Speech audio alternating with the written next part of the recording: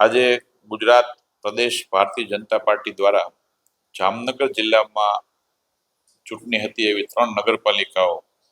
એ 3 નગરપાલિકાના ચૂંટાયેલા જનપ્રતિનિધિઓમાંથી પ્રમુખ, ઉપપ્રમુખ, કારોબારી ચેરમેન, શાસક પક્ષના નેતા, દંડક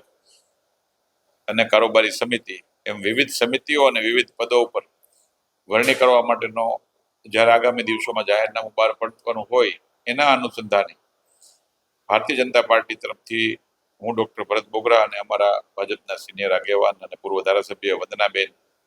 બંને સાથે મળીને સેન્સ પ્રક્રિયાની કામગીરી માટે બધા આવ્યા છીએ. સૌ કાર્યકર્તા અને આગેવાનોને સાંભળી અને ચર્ચા વિચારણા કરી અહીંથી પેનલો બનાવીને પ્રદેશના પાર્લામેન્ટરી બોર્ડ સમક્ષ આખા જામનગર જિલ્લાનો અહેવાલ રજૂ કરીશું. સ્વાભાવિક છે કે પ્રમુખ પદ માટે જે તે પ્રકારનું રોસ્ટર હોય છે એ રોસ્ટર પ્રમાણે એની મર્યાદામાં રહીને નામો મૂકતા હોય છે અને એના પ્રમાણે